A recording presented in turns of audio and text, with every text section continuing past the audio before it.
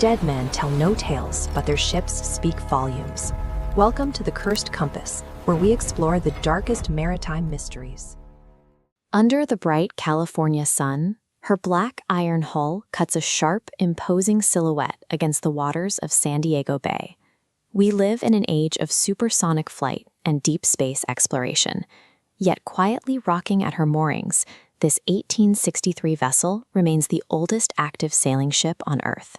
Navigating 160 years of violent storms, mutinies, and crushing sea ice required a profound toll in human life. Today, visitors and crew members report distinct, terrifying anomalies on board. Sudden, isolated drops in temperature, the sensation of unseen hands, heavy footsteps pacing the empty wooden decks in the dead of night. The ship's logbooks only tell part of the story. The rest is found in the traces left behind by the generations of sailors and passengers who lived and died between these iron plates. The Star of India stands today as a haunted, floating archive of both maritime tragedy and human endurance. In 1863, she was built on the Isle of Man and christened the Euterpe. Constructing such a massive, full-rigged ship entirely out of iron was a daring and dangerous leap in modern engineering. Disaster struck immediately.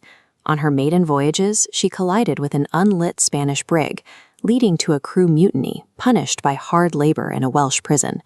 Soon after, a violent cyclone in the Bay of Bengal forced her desperate crew to hack away her masts simply to stay afloat. Her first captain, William John Story, died on the voyage home and was buried at sea. The terrified sailors began whispering that the experimental iron hull was cursed. In 1871, she was purchased to carry hopeful immigrants from Great Britain to New Zealand. Watching these routes layer reveals the staggering scale of her journeys. She circled the globe 21 times, with single passages lasting 140 uninterrupted days. Below deck, the conditions were suffocating. Passengers survived on salted beef and hardtack, battling constant seasickness while listening to the terrifying, endless groaning of the heavy iron plates flexing against the ocean swells. This punishing environment claimed many, including a 14-year-old apprentice named John Campbell, who boarded in 1884. While working high up in the rigging, the boy lost his footing. He plummeted 100 feet, his body slamming into the wooden deck below.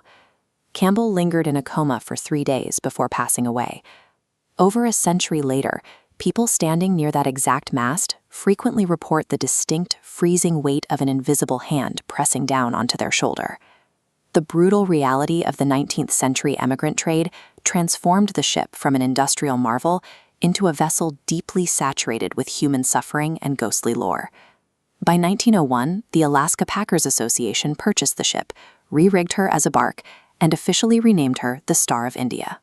These rows of wooden barrels highlight the staggering scale of the Alaskan fishing outposts she served, carrying men and supplies up to the Bering Sea.